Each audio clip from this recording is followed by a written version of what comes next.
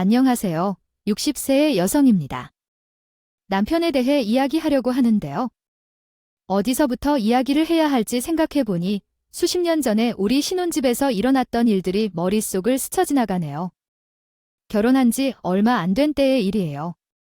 신혼집을 잘 꾸며 행복하게 살고 있을 때였죠. 그런데 남편이 뜬금없는 소리를 했어요. 자기야, 내가 아무래도 직장을 바꿔야 할 것 같아. 서울에서는 할 수 있는 일이 없고 아는 사람이 여러분이 오면 일자리를 마련해 준다고 하는데 그래서 여러분으로 이사를 가자. 우리 엄마가 많이 서운해할 텐데 안 그래도 오빠와 언니들이 다 지방에서 살아서 많이 불편해 하더라고. 미안한데 어쩔 수 없어. 신혼인데 떨어져 살 수는 없잖아. 장모님께 내가 잘 말씀드릴게요. 저희 둘 다 서울에서 살아왔던 사람들이거든요. 저는 다른 지역에서 살아본 적도 없어요. 그런데 갑자기 남편이 이사를 가야 한다고 하니까 좀 거부감이 있었어요. 솔직히 가기 싫은 마음이었어요. 여수에는 아는 사람도 한 명도 없는데 잘 버틸 자신이 없었던 게 가장 컸습니다. 그래도 남편이 저희 집 가장이었고 그때는 저도 결혼해서 직장을 그만둔 상태였고요. 남편이 다른 이유도 아니라 일 때문이라는데 어떻게 하겠어요? 이사를 가야죠.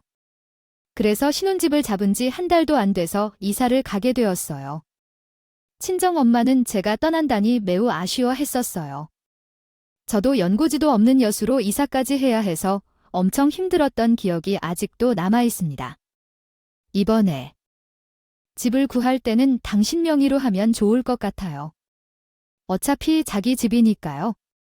혹시라도 이사를 가야 할 때나 부동산을 처리해야 할 때를 생각해보면 집에 있는 당신이 더 편리하게 처리할 수 있을 것 같아요. 그렇게 하자고요. 진명이 나야 상관없지만 그래도 괜찮겠죠? 가장의 명의라 하는 건데 아이 명의가 뭔 상관이 있는지 모르겠어요. 저는 상관없어요. 여기까지 나를 믿고 이사와 준 선물로 생각해 주셔서 저는 좋았어요. 남편이 저를 이렇게 믿고 있는 걸 알게 되어서 저는 좋아했죠. 그래서 우리는 타지에서 다시 신혼생활을 시작했어요. 아는 사람이 없었지만 남편 하나를 믿고 의지하며 알뜰살뜰하게 열심히 살아가고 있었어요. 그런데 그 생활도 한 달이 지났을까요? 아니, 어느 날 경찰 두 분이 왔다고요. 경찰 이름이 우리 집으로 왔습니다. 안녕하세요. 여기 김민수 씨 집이죠. 다 알고 오셨군요. 김민수 씨. 지금 집에 계시나요?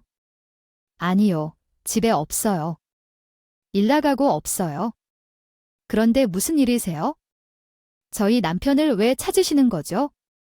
김민수 씨가 사람들을 사기쳐 고소가 된 상태입니다. 아, 언제쯤 들어오시겠어요? 사기예요. 저희 남편이 무슨 사기를 쳤는데요? 그럼 저희 남편이 잡혀가나요? 일단 만나면 서로 가야 합니다. 아, 직장이 어디인지 알려주시겠어요? 숨기다고 숨겨지는 것도 아니니까 빨리 해결 보시는 게 낫겠죠? 그럴 리가 없어요. 저희 남편 얼마나 착한데요? 사기라니, 그럴 리가 없어요. 절대 그럴 사람이 아니에요. 제가 그때 참 멍청하게도 남편이 저지른 죄보다 이 사람이 감옥에 가면 나는 혼자서 어떻게 살아야 하는지요. 마음이 더 컸습니다. 다른 사람에게는 몰라도 제게는 너무나 잘해주던 분이었거든요. 결혼할 때 손에 물이 묻으면 안 된다며 저에게 얼마나 잘해줬던지요. 남편이 사기꾼이라는 생각은 한 번도 들지 않았고 그저 성실하고 돈을 많이 벌어오는 분이라고 생각했어요. 그때 마침 남편이 퇴근 시간이었고 그분이 집으로 돌아온다면 잡힐 것이라고 생각하니 마음이 졸였습니다.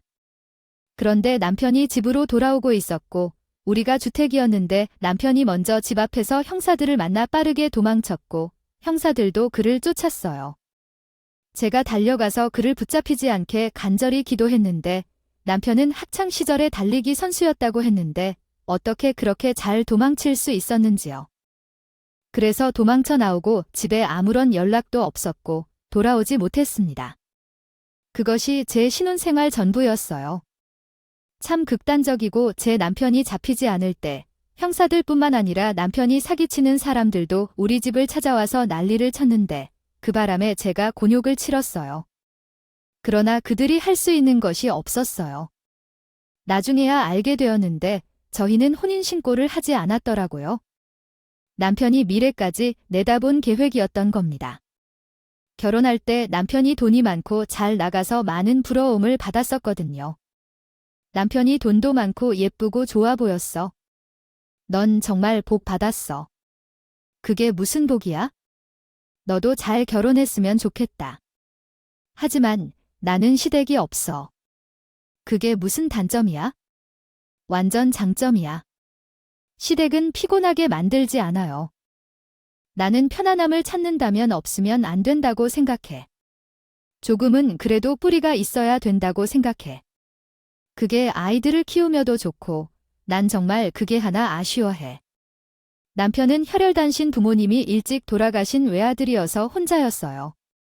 가깝게 지내는 친척도 없어서 그래서 그런지 가끔 자기는 아쉽지 않은 인생이라고 하고 자기만 생각하고 찬다고 했던 적이 있어요. 그 당시에는 나쁘게 받아들여지지 않고 그저 이 사람이 혼자라 자기 몸을 지키느라 애써서 좋게 생각했었어요. 사업을 하는 사람이어서 거침없이 일을 밀고 나가야 한다는 생각도 있었기 때문에 그런 생각을 한 거예요. 그런데 일이 터지고 나서 생각해보니까 제대로 된 교육을 받지 못해서 가치관이 제대로 형성되지 않았다는 것을 깨달았어요. 그때서야 그것을 깨닫게 된 것입니다.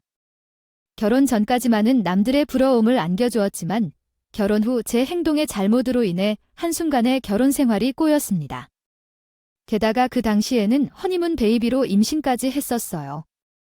그래서 남편이 자주 돌아오지 않는 날이 많아지자 엄마가 더 많이 걱정하셨습니다. 김서방 아직도 소식이 없어. 어떻게 이렇게 도망만 다니는 걸까? 아이가 곧 태어날 텐데 남편 없이 아이를 낳고 혼자 키워야 할까봐 너무 걱정돼. 이 돌아올 거야. 기다려보자. 김서방이 다른 것은 몰라도 너에게는 진심이었을 거야. 돌아올 테니 기다려보자. 그때에는 큰 결심을 내렸어야 했는데 그때는 이혼하면 큰일 날 것 같아서요. 제가 이해한 바로는 다음과 같습니다. 나는 줄 알고 엄청 무서웠거든요. 그렇게 하지 못해서 평생 괴롭게 살게 된 것 같아요. 그때 헤어지는 것 빼고 많은 생각을 했었어요. 생각해보니 연애할 때 남편에게 왜 이렇게 돈이 많냐고 물었던 적이 있었어요. 남편은 부모님이 없어서 물려받은 재산이 없으니까요. 이상하다고 생각했지만 남편의 이야기를 들었을 때 납득이 되었죠. 자기야, 갑 이방이랑 옷 산 지 얼마 되지 않았는데 이렇게 또 산다면 어떡해. 그리고 자기 차도 바꿨네요. 사업 규모가 작다고 하지 않았어요. 직원도 없는 사업장인데 돈이 이렇게 많아? 분기별로 들어오는 돈이 있어서 그런 것 같아요. 자기가 사업을 몰라서 돈이 들어오는 걸 때 되면 그냥 받으니까요. 자기가 생각하는 것 이상으로 어마어마해. 그것만 알아도 자기가 무슨 사업을 하는지 알아요. 사업이 무엇인지 정확히 알 수 없어서 어렵게 말하는 것이에요. 브로커는 상대방과 상호 협력하여 돕는 역할을 하는데 이때 받는 수수료뿐만 아니라 매출에 따라 다른 금액을 받기도 해요. 그래서 사업을 시작할 때 자본은 어디에서 모으는 걸까요? 이런 거예요. 우리 가정은 원래 동네에서 지냈었는데 부모님이 돌아가셔서 풍족하게 자랐고 따라서 부족한 점은 없이 커왔어요. 돈이 많아서 당신을 호강하며 살게 만들어주니까 걱정하지 마세요. 남편은 자신의 집이 원래 동네 유지였지만 그 돈을 사업을 하는데 사용했다고 해요. 우리가 결혼했을 때 우리 엄마가 보셨을 때 경제력과 직업이 탄탄하다고 하셔서 만족하셨기 때문에 결혼을 허락해 주셨어요. 이 모든 것이 고백이에요. 가짜였다는 사실에 너무 충격을 받았어요. 결혼 전에 저에게 사준 옷들과 가방, 남편이 수시로 바꿨던 자동차들, 게다가 결혼 자금으로 사용한 집 매매하기 위해 마련한 돈과 결혼식에 들어간 모든 자금들은 다른 사람을 사기쳐서 얻은 돈들이었어요. 형사가 남편을 찾아오면서 종종 집을 찾았는데 그때 물어봤어요.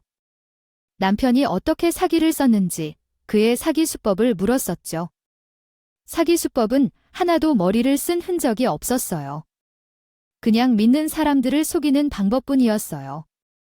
김민수 씨는 의심을 피하기 위해 자신과 친분이 있는 사람들을 대상으로 사기를 쳤어요.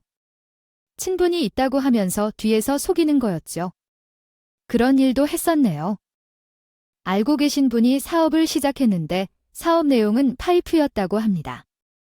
거래처들을 확보하고 시작한 공장을 운영했지만 회사를 본격적으로 설립한 후에는 이미 체결한 거래처들이 거슬러 섰다는 것을 기억합니다. 그래서 고생 중인 파이프 공장 사장을 위해 남편은 다른 건설업 업계 지인에게 제안했다고 합니다. 남편은 그들과의 거래를 도와주기 위해 파이프 회사의 소개와 파이프 제품에 대한 설명 그리고 구체적인 거래 금액 등을 협의하고 조율했다고 합니다. 이후 거래가 성사되어 선금을 받았다고 합니다. 이 정도만 들어도 남편이 잘 일한다고 생각하게 되죠. 하지만 이때부터 일은 꾸준히 진행되었습니다.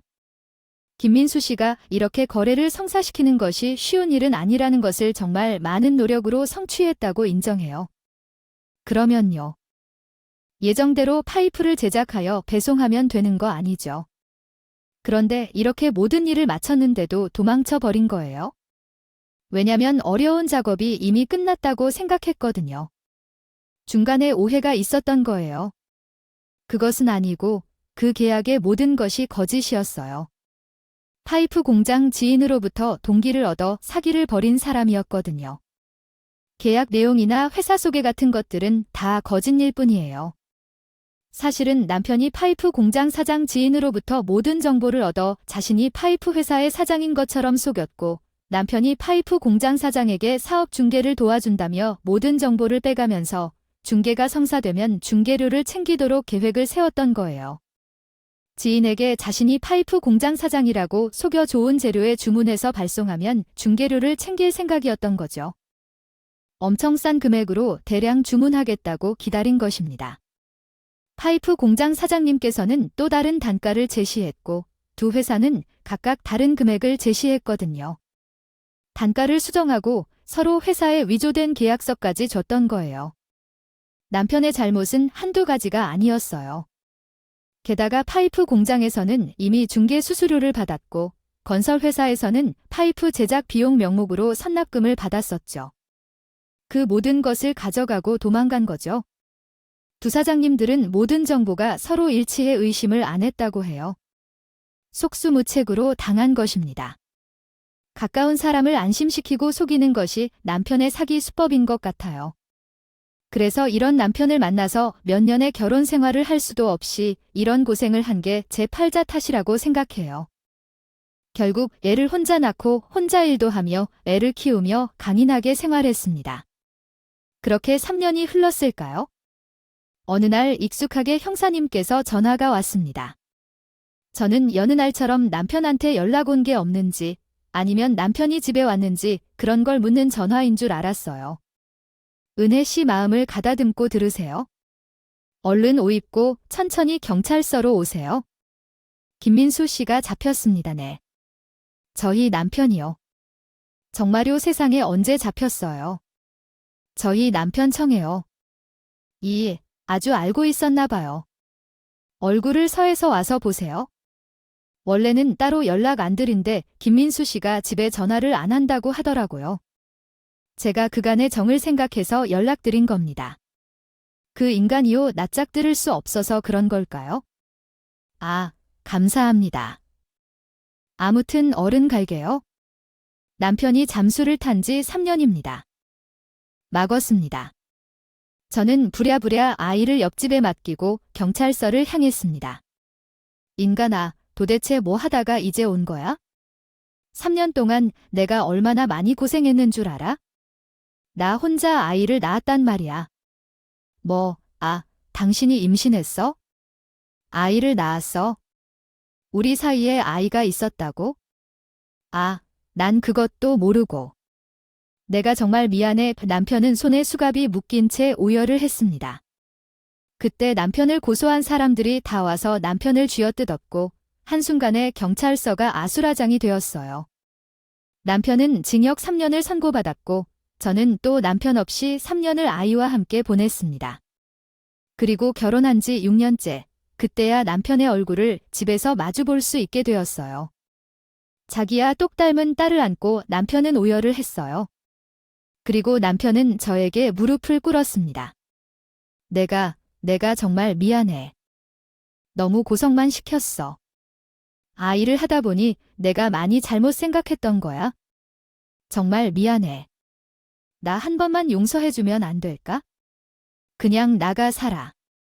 나도 당신 없이 사는 게 익숙해졌고 남편 없다고 해서 사람들이 쫓아다니면서 손가락질도 하지 않더라. 이대로가 편해. 나는 당신 없이 살 수 있으니까 우리 이제 따로 살자. 내가 정말 잘못했어. 당신 고생만 시키고 나도 이렇게 되는 거 몰랐다고. 나 반속 많이 했어?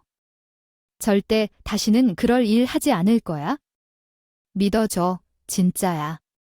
남편은 집에서 나가라 해도 안 나가더니 며칠 만에 금세 일자리를 구해서 아주 성실하게 살았어요. 생산직이 있고요. 제가 나가서 따로 살라고 구박도 많이 했거든요. 그런데 아주 능구렁이가 한 마리가 남편 몸속에 있는지 아주 능글맞게 넘어가더라고요. 오늘만 재워주면 내일 아침에 나가서 당신한테 정말 많이 실망했다. 다시는 사기꾼처럼 살며 다른 사람을 속이며 살기 싫어. 그래서 살긴 하지 않겠어? 난 저 방에서 자겠다. 그러니 아무도 없는 것처럼 내가 죽은 것처럼 그냥 지내면 돼. 그러면 나는 저 방에서 우리 딸이랑 잘 지낼 거야.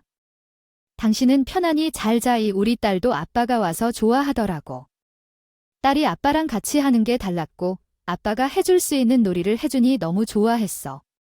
매일 하루도 빠짐없이 힘들게 일하는 일, 세탁, 요리 등 모든 것을 남편이 다 처리했어. 그리고 열심히 일해서 월급을 챙겨왔어. 그래서 우리를 데려와서 살게 했어. 진정으로 반성해야 할 일이 많았어. 정말 성실하게 일해주고 받은 업무에 열심히 임했고요.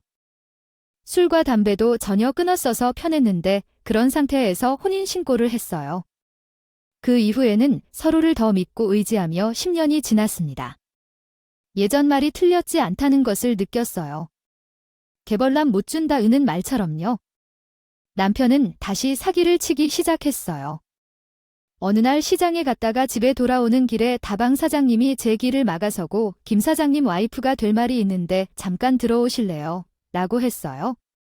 저요. 김 사장님의 와이프가 아닌데요. 제 남편은 사장님이 아니에요. 잘못 보셨나요? 왜 이런 소리를 하세요? 김민수 사장님의 와이프가 맞잖아요. 왜 오리발이세요? 외상값을 안 갚으려는 건가요? 외상값을 만들어낸 것은 그 사람인데요. 얼마인데요? 제가 이해한 바로는 다음과 같습니다. 내가 바로 갚아드릴게요. 알고 보니 그 인간이 다방에 자기가 사장이라고 하면서 매일 사람들을 데리고 와서 마시게 만들어 놨다고 해요. 그런데 월급은 다 저한테 갖다 주는데 하고 싶은 일은 많은데 돈이 부족해서 사기를 치고 싶어 하는 사람이에요. 그 외상값을 갚을 여건이 안 되자 다방 출입을 끊어버렸대요. 제가 그 돈을 다 갚아주면서 한 번 더 오면 바로 저한테 연락 달라고 했고요. 남편을 영원히 출입 금지시켜 달라고 했습니다. 집에 가서 남편에게 물어봤어요. 도대체 다방이 무슨 일로 간 거야? 장부는 왜 만들어놨고 도대체 무슨 일을 하고 다니는 거야? 당신 또 무슨 일을 꾸미는 건 아니지. 그런 게 아니라 일만 하는 거려. 사람들이 다들 그렇게 장부를 작성해놔서 나도 그렇게 한 거야? 다른 뜻은 없어. 아니, 김 사장님이라고 하는데 그건 도대체 뭐야? 당신 혹시 사장이라고 또 사칭하고 다니는 건 아니지. 거기에서는 다 사장님이라고 불러. 그래서 다 사장이야. 내가 무슨 사칭을 하고 다니는 건 절대 그럴 일 없으니까 걱정하지 마. 아무튼 그런 곳 출입도 절대 하지 말고 이상한 행동도 하지 마. 돈이 없으면 없는 대로 살면 돼. 있어 보이려고 하지 않아도 된다고 알았지? 남편의 행동이 뭔가 수상하긴 했어요. 그런데 말을 들어보면 또 맞는 말 같아서 지켜보고 있었는데요. 여보, 우리 이사 가자. 우리 이번에는 외국에서 살릴까? 우리 딸도 영어도 배우고 좋잖아. 혹시 당신도 일 저지른 거 아니지? 무슨 이유로 이사를 가자고 하는 건가요? 하는 것 같았습니다. 남편은 아무 말도 하지 않았지만 무언가 일이 있을 것 같은 기색을 느꼈습니다. 결국 남편이 무슨 일을 벌이고 있는지가 하나씩 드러나기 시작했어요. 자개는 고가의 물품을 개인 중고 물품으로 거래하는 사기 사건도 발각되었고, 큰 일로는 자신을 인테리어 사업자로 속여 돈을 받다가 사라지는 일이 발생했습니다. 이제 아이들도 크게 자라서 사춘기가 되었고, 동네가 작아서 한번 소문이 배이면 걱정이 많이 되었습니다.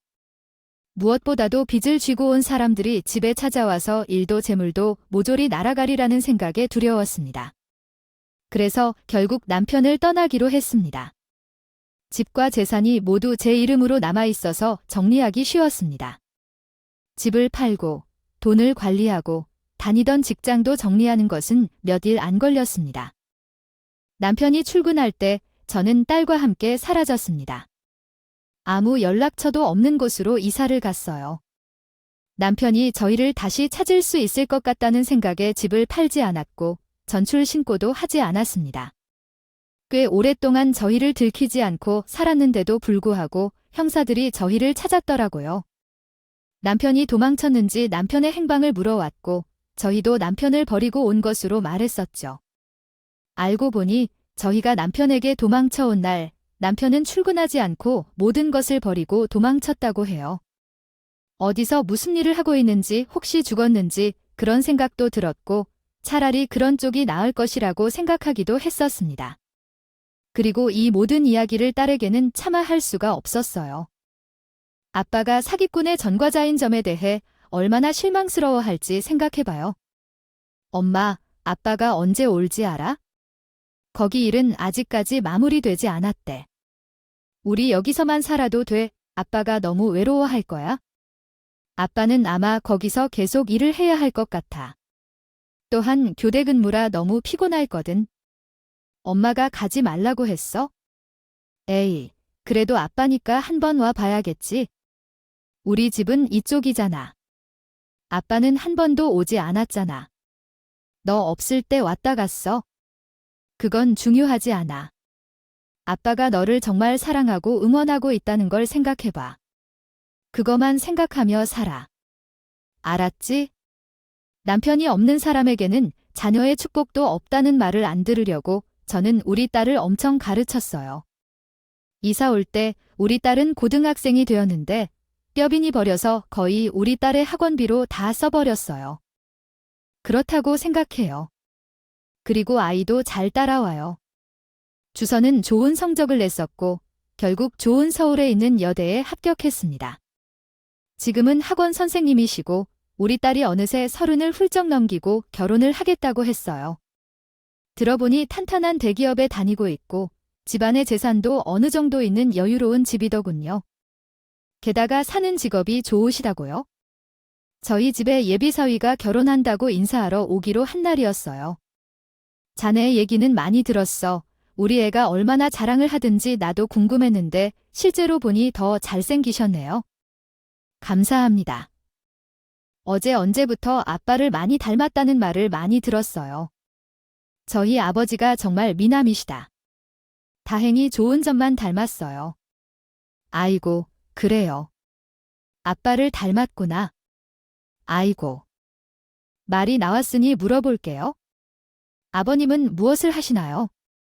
들어보니 집안에 질산이 많다고 하는데 사업하시는 거야? 아니요. 우리 아버지는 형법의 공의를 중시하시는 분이시고요. 그 많은 재산은 다 우리 엄마가 벌어왔어요. 엄마가 사업을 하다 보니 많은 재산을 모을 수 있었어요. 아, 그렇군요. 부인이 고생을 많이 하셨겠네요. 나도 집 얘기를 들었어요. 서울에 있는 아파트를 선물해 주셨다는 말씀을 들으면서 선뜻하게 되는 게 좋기도 하고 미안하기도 했어요. 그저러니 괜찮아요. 엄마께서 예전부터 제 결혼하면 줄 거라고 했던 집이에요. 아버지께서는 형사라 법적인 문제를 깔끔히 해주시는 분이시고 이미 증여세도 다 냈고 명의까지 완벽하네요. 제 이름으로 된 집이니까 이제 내 맘이라도 하라 하실 거라고 해서 부담 갖지 말고 우리가 즐겁게 살아도 된다는 걸 설명해 주셨어요. 제가 법적 문제를 이미 모두 정리해 놓았으니 놀라운 일이에요. 아이고, 정말 죄송하고 감사합니다. 그런데 생각해 보니까 혹시 귀하의 아버지 성함을 아시나요? 혹시 내가 아는 형님이 아닌지 의심되어서요. 혹시라도 그런 일이 있을까 봐요. 우리 아버지 성함은 장문자와 숫자로 이루어져요. 혹시 알고 계시는 분이 계신가요? 정말 귀하의 아버지 성함이 장문자와 숫자라고요? 아이고, 세상에 정말 그런 일이 있을 줄은 상상도 못했어요. 아이고, 정말이네요. 세상이란 정말 놀랍고 또 놀라운 일들이 벌어진다고 하지만 정말이네요. 참으로 깜짝 놀랐어요. 그 형사분이었던 그 분을 찾고 있던 인테리어 회사 사장을 사칭하며 사기치던 분인가요? 그때부터 저희 남편 사건을 맡은 형사분이시죠.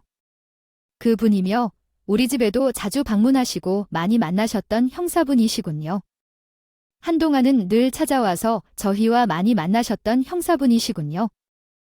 남편을 찾으려고 노력했지만 어느 순간부터 다른 사건을 담당하게 되어서 연락이 뜸해졌는데 수년 동안 우리를 찾지 않았어요. 아마 세월이 흘러가면서 저희를 잊은 건 아닐까 싶었어요. 그런데 그때는 혹시 몰래 알아본다 해도 어떻게 될까 하며 그날 밤에 잠을 이루지 못했습니다. 예전 사이가 참 소중하고 좋았던 것 같아 점점 그리워졌어요. 여러분들은 어떻게 하시겠어요? 저는 밤새 고민을 하다가 결심을 했습니다. 제 딸이 그동안 남편이 왜 곁에 없는지 모르는데 다음 날 제가 딸의 손을 꽉 잡고 그동안 있었던 일들을 얘기했습니다. 딸은 아빠 이야기를 차분히 받아들였는데 그렇게 이야기가 진행되다 보니 다시 아빠에 대한 그리움과 아픔이 나타났어요. 정말 그 형사님이 아빠를 잡으려던 그분이랑 엄마 그러면 안 되는 일이라고 하더라고요. 거죽, 그런 자들이 결혼할 수 없어 미안해. 엄마가 아빠를 좀 더 말렸어야 했는데 아빠가 못된 걸까 방해해 정말 미안해. 나 정말 그 사람이 아니면 안 돼. 결혼까지 약속한 사이인데 이것이 마음이 쉽게 정리되지 않을 것 같아. 아빠 정말 왜 그랬대? 왜? 그랬대. 저도 딸과 함께 밤새 울었고 붓고 시끄러운 눈으로 다음날 출근을 했어요. 저는 형사님을 만났습니다. 아무리 생각해도 우리를 까먹었다고 해도 언젠가는 생각날 일이고요. 형사를 범죄자와 사돈을 맺게 하는 건 적절하지 않은 것 같아서 미리 전화해 만나자고 했습니다. 저는 잠재적인 사돈이 될 형사님을 만나서 그간의 세월을 다 말해드렸어요. 어떻게 인연이 이렇게 됐는지 모르겠네요. 제 남편이지만 저도 같이요. 가족이니 원치 않으시면 저희가 마음을 닫을게요. 저희의 인연이 인연인가 봅니다. 이렇게 돌고 돌아 자식 일로도 만나게 되었으니까요. 저도 범죄자와 사도가 되는 건 원치 않습니다. 그건 있을 수도 없는 일이고요. 그런 일은 절대 일어나지 않을 것입니다. 그렇죠. 그러시죠. 당연합니다. 저도 충분히 이해하고 있습니다. 애들이 안타깝네요. 제 딸은 제가 다독이게 죄송했습니다. 범죄자와 사도는 절대 맺을 수 없으니까요. 혹시 이혼할 생각이 있으세요? 저는 많이 놀랐습니다. 형사님이 이 결혼을 그렇게까지 마음을 열고 있다는 뜻이었으나. 네, 이혼할 생각 있어요. 제가 그 인간이 처음 사라졌을 때부터 이혼하고 싶었어요. 그때는 사람들의 시선 때문에 못했는데 이제는 그 인간이 없어서 못하고 있는 거예요. 이혼하고 싶어요. 마음은 굴뚝 같습니다. 그것을 자야 할 것 같네요. 이혼하는 방법이 있습니다. 공시송달로. 그 방법을 활용해서 이혼해보는 게 어떨까요? 아, 그런 방법이 있군요. 그러면 이혼한다면 우리 아이들을 결혼시키는 것도 괜찮다는 뜻이에요. 당연하지요. 아이, 저렇게 꽉 막혀 있는 사람 아닙니다. 세월을 보니 남편 없이 길게 살아온데 아이, 이건 거의 남남이 아닌가요? 게다가 지연이도 모르는 일이라서 가능한 일입니다. 그리고 그곳을 하나도 확실히 해줄 테니까 혹시 김민수 씨를 만난다면 잡아가도 되겠습니까? 아이, 당연하지요. 제발 좀 그렇게 하세요. 그런 사기꾼을 잡아가서 꽁꽁 묶어두고 바깥 세상으로 결코 내보내지 마세요. 또한 사기를 저지른 사람입니다. 제발 좀 잡아주세요. 아이, 그런 마음가짐이라면요. 충분합니다. 아이 혹시 남편에게 미련이라도 남아있다면 결혼시키지 않으려고 했었는데 이미 마음으로는 멀어져 있는 것 같으니 애들의 결혼은 예정대로 진행해 주세요. 이해해 주셔서 정말 감사합니다. 사실 지원이 상심이 너무 크서 계속 진정되지 않았어요. 사돈 의은혜는 평생 간직하고 살게요. 그럴 필요 없어요. 어차피 마음속에서는 가족도 아닌 사람이니까요. 과거로 잊어버리고 애들의 결혼만 잘 되길 바라요. 그거면 됩니다. 역시 형사님을 만나길 잘한 것 같아요. 솔직하게 말한 덕분에 해결점을 찾아서 정말 다행이에요. 알고 보니 그동안 우리를 찾지 않은 이유를 알았어요. 직급도 꽤 높아져서 우리 남편의 일을 다른 후배에게 맡긴 것이었네요. 예비 사돈이 이렇게 마음을 열어주셔서 이제는 그 인간 살고 결혼 준비를 해오려던 참인데 원수 같은 인간이 갑자기 나타났어요. 남편이 우리를 어떻게 찾아왔냐면 제가 남편 앞으로 보험 가입한 적이 있었어요. 예전에 생산직을 하던 때 동료들이 종종 다친다고 해서 저는 불안해서 가입한 보험이었거든요. 그때 꽤 큰 금액을 받을 때가 있었는데 적을 때는 생각으로 한 번에 완납했었어요.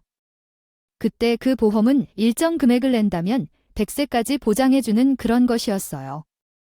그런데 그게 갑자기 생각났어서 그것만 깨서 우리 딸이 시집가는데 보조하려고 했죠. 그래서 보험사에 전화했더니 당황했어요. 피보험자의 허락이 필요하다고 하는데 아니요. 제가 본 보험이고 한 번에 낸 돈도 저의 것이고 계약자 또한 저라고요. 그렇다면 제 허락만으로 처리해야겠다고요?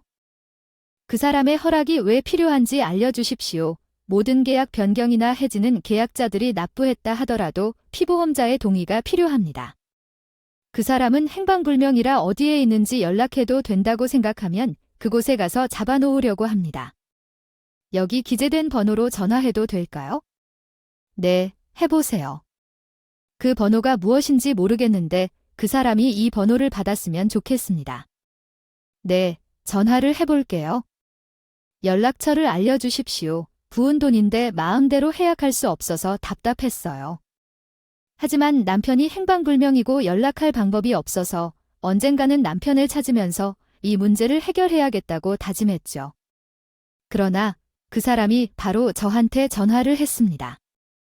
알고 보니 남편이 사고를 당했었고 수사가 허술해서 그에게서 돈을 받고 있었던 것이었습니다. 그러던 중 제가 보험을 해지한 상황에서 하자 상담원이 피보험자에게 전화를 걸었고 남겨진 전화번호로 남편이 저에게 전화를 걸어왔습니다. 얘야, 오랜만이다. 여보, 잘 지내지? 내가 연락 못해서 미안해. 형사들이 나를 찾고 있다는 말을 듣고 요즘은 뜸하지만 곧 연락하려고 했어. 아, 지원이는 어디에 있어? 빨리 자수해. 우리 지연이 생각한다면 빨리 자수해. 깜빡이, 얼마나 힘든 곳인데 자수를 하라고 하냐? 아이 나는 그럴 수 없어. 그러나 왜 내 보험을 해지하려는 거야? 이게 얼마나 유용한데? 그건 해야만 못해. 내가 그 돈을 받고 있는데 돈 없이 사냐? 우리 딸 시집 가도록 내가 당신의 보험 돈을 빼서 우리 딸 시집 가려고 했는데 당신은 우리 딸이 몇 살인지 세보면서 살긴 하니까 당신한테 가지고 있는 중에도 없지 뭐겠어. 아이, 그럼 아빠가 필요하겠네. 내 조금만 건 찾아갈 테니까. 아, 그때 만나서 얘기하자고. 아니, 여기 올 거 없어. 그냥 경찰서로 빨리 가서 자수해야 해. 그게 우리 딸을 위한 거야? 남편은 제 잔소리가 듣기 싫었나 보네. 전화를 말없이 끊었어요. 괜히 보험사에 전화한 것 같았어요. 남편과 다시 연결되는 게 더 싫어졌습니다. 그런데 남편이 우리가 어디에 살고 있는지 어떻게 알았는지 다음 날 바로 우리 집으로 찾아왔거든요. 제가 작은 마을에 살고 있어서 동네 사람들이 각자 집에 밥 숟가락이 몇 개인지 다 아는 사이예요. 저는 차마 남편이 사기꾼이라고 생각하지 않았어요. 도망 다닌다고 말조차 못하고 뱉어서 자리 못 들어온다고 했어요. 우리 동네에 외골 남자가 오고 게다가 우리 집으로 오니 누구인지 물어봤나 봐요. 아이고, 지연, 아버지인가 봐요. 지연이 시집 가는 것 때문에 오셨어요. 결혼식 치르게 하려고요? 네, 맞습니다. 우리 딸 시집 가는 걸 봐야 하니까 왔습니다. 못난 애비라도 딸 시집 가는 걸 봐야 하니까요. 부잣집으로 시집 가서 좋겠어요. 딸이 잘 키웠는데 아까워서 어떻게 보내시려고. 네, 아깝습니다. 그래도 제가 좋아 시집 간다는데 어떻게 말을 할까요? 우리 딸이 어느 집에 시집 가는지도 다 아시나 봅니다. 아유, 다 알죠. 여기 동네가 뭐 크다고 그런 걸 다 모를까요? 그 의류 브랜드 그 집이잖아. 정말 좋으시겠어요. 네, 정말 좋습니다. 결혼식 전에 한 번 거하게 모실 테니까 그때 못한 부분들 결근? 이야기 좀 나눠요. 오랜만에 집에 오는데 이만 들어가 보겠습니다. 남편은 그 말을 듣고 신이 난 채 우리 집으로 들어왔어요. 여보, 나야. 지연이 시집가는 집이 아주 보잣집이라던데. 나도 좀 알려줘. 저희 집으로 찾아온 남편을 본 순간 온몸에 소름이 돋는 것 같았어요.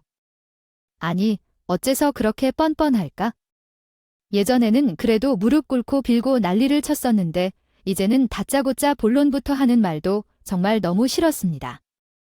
여기가 어디라고 오지 말라고 했지? 나가. 당장 나가. 지연이 오기 전에 당장 나가. 아이가는 갈 건데 그 물음에 대답이나 해봐. 애비 시댁이 부자라면 나도 좀 턱 좀 보자. 그 브랜드지 맞아. 사돈한테 내 합의금 좀 보태달라고 해야겠다. 상겨. 언제야? 거길 당신이 왜 와? 어떤 자격으로 이곳에 오는 건가요? 평생을 숨어 살았다면 이후에도 숨어 사는 게 좋겠어요. 이렇게 살아 나오지 말고 좀 자랑하는 마음으로 나아가야 해. 아무래도 상견례 때 말하는 게 좋아 보여요. 다들게 하면 사위 회사로 쫓아가서 말하게 될 거니까. 그런 줄 알아? 이제는 협박도 사용하는 것 같아. 항상 남편을 한심하게 쳐다봤는데 그런데 그때 머릿속에 계획이 스쳐 지나갔어요. 그럴 거면 그래도 상견례 때 오는 게 좋을 것 같다. 상견례는 다음 주 토요일이야. 늦으면 안 된다니까 시간 맞춰서 와야 해. 그리고 당신이 여기 있으면 잡힐 것 같아. 어제도 형사가 왔다 갔었어요. 그러니까 여관방이든 어디든 가서 자고 그날 깔끔하게 차려입고 삼겹살과 내장을 가져와. 이해했죠? 그래, 그런데 어제도 왔었어. 이상하다. 다음과 같이 수정할 수 있습니다. 들었는데, 알았어. 내가 전화할 테니까 전화 잘 받고 지원에게 말해. 알았지? 남편을 바로 돌려보내고 저는 즉시 사돈이 될 형사님께 전화를 걸었습니다. 그리고 우리는 계획을 세웠습니다. 결심을 굳게 하고 계획한 대로 일을 처리하겠다고 하였습니다. 예정된 상견례 날이 도래했고 남편은 어디서 또 사기를 쳐서 사왔는지 말끔히 비싸 보이는 양복을 입고 왔습니다. 저와 남편, 그리고 우리 딸은 무거운 마음으로 상견례장으로 갔어요. 상견례장에 도착하자마자 부인과 예비사위가 먼저 와 있었어요. 아유, 일찍 오셨네요. 이렇게 일찍 오실 줄 알았으면 우리가 더 일찍 왔을 텐데요. 안녕하세요. 지연의 엄마입니다. 안녕하세요. 저는 지원의 아빠입니다. 이렇게 서로의 길을 가는 인연이 가족이 되는군요. 새로운데요. 저도 마찬가지예요. 저희도 첫 결혼이라 떨리기도 하고 잘 몰라서 부족한 점이 많습니다. 아직도 우왕좌왕해요. 그렇지 않죠? 저희도 잘 모르는 게 마찬가지인데요. 결혼이라는 게 참 복잡하죠. 저희 때도 이랬나 싶네요. 맞아요. 저 결혼할 때는 어들이 알아서 해주는 것도 많았는데 제가 그걸 다 해야 하는 입장이라 그런지 참 어렵습니다. 나이가 들어도 부족한 건 어쩔 수 없나 봅니다. 그렇지 않아요. 어려운 부분은 서로 상의해서 잘 헤쳐나가는 게 어떨까요? 아, 유정말 든든합니다. 아무래도 두 집안의 결혼이니 그러는 게 좋을 것 같아요. 현명한 인사를 나누고 있는 사이 한정식집이라 음식까지 다 나왔어요. 니오 집에 남편이 오지 않았지요. 물어보시다. 그러나 바깥으로 나간 사돈은 오늘 못 오시는 건가요? 음식이 나왔는데 빨리 오셔야 할 텐데요. 그때 때마침 문을 열고 예비 사돈이 들어오셨습니다. 저를 찾으셨습니까? 김민수 씨, 나 여기 있어? 내가 나를 보고 싶어 할 줄은 몰랐는데 이놈 드디어 잡았다. 예비 사돈은 문을 열고 들어오자마자 남편의 손목에 수갑을 채웠어요. 남편은 어리둥절해서 이게 무슨 상황인지 감이 안 서는 것 같았습니다. 아이 이게 무슨 상황입니까? 사돈이라는 사도 맞아. 이게 무슨 짓입니까? 예비 사돈은 바로 미란다의 원칙을 말하고 같이 온 부와 경찰들한테 남편을 넘겼어요. 저도 이렇게 될 줄 알고 온 자리이지만 정말 많이 놀랐습니다. 이야, 공소시효 1년 남겨놓고 겨우 잡았네. 내 놈이네 발로 나를 찾아올 줄은 몰랐네. 당도 알고. 나는 당신이 나를 잡으려고 일부러 더들 만든 것이라고 생각해. 어떻게 가족이라고 할 수 있어? 당신은 나를 속여서 결혼한 것 같아. 가족을 좋아하시는 것 같으니까요. 당신은 결혼할 때부터 나를 가족이라 생각했기 때문에 결혼 생활 중에도 반쪽을 숨겨 다니고 있었네. 정말 지긋지긋하다. 이제 들어가서 나오지는 마세요. 나를 찾아오지도 말아주세요. 남편이 잡혀가는 걸 보니 정말 속이 시원하네요. 그날 남편은 조사를 받고 순차적으로 재판을 받았습니다. 저는 그 사람이 진짜 범죄를 저지르지 않았다는 것이 확실해질 때까지 면회도 하지 않겠어요. 그 대신 변호사에게 갈 것입니다. 변호사님께서 남편을 찾으셨고 그래서 공시송달이 필요 없게 되었죠.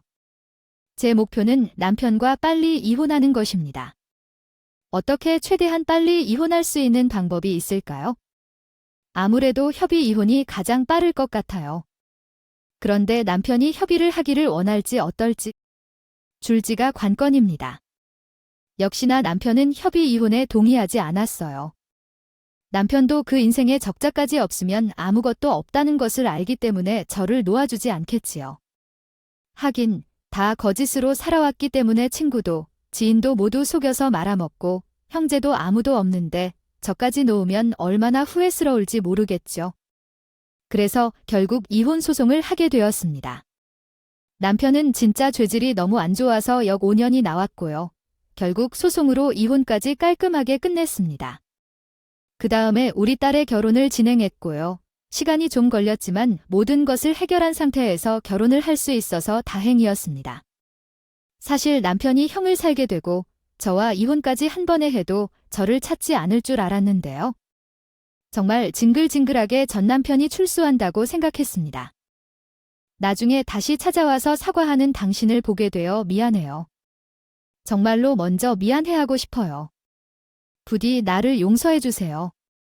왜 그렇게 했는지 모르겠어요. 나에게 당신을 위해 아무것도 할 수 없다는 사실을 깨달았어요. 이제는 당신과 아무런 관계가 없습니다. 새로운 사람을 만나 내 삶을 이어가야겠어요.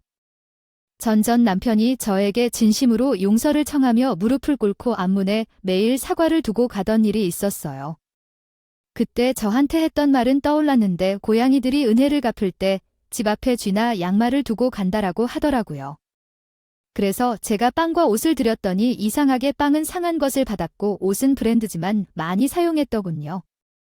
계속해서 거리를 왔다 갔다 하는 것이 불편해서 결국 경찰을 불러버렸습니다. 내쫓겨난 후 남편은 흐느끼며 마지막으로 끌려갔던 모습이었습니다. 그 후 한동안 소식이 없었지만 어느 날 특히 추운 겨울날에 딸이 모르는 번호로 전화를 받을지 말까 고민하다가 받았다고 합니다. 그러나 그 소식은 매우 충격적이었습니다.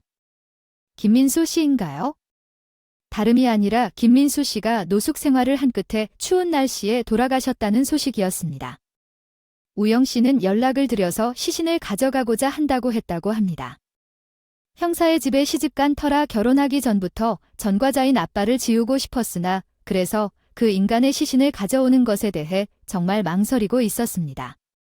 그래도 어쩔 수 없이 그 인간의 자식인데 이것이 그의 딸이 되는 것 같아서 망설였다고 합니다.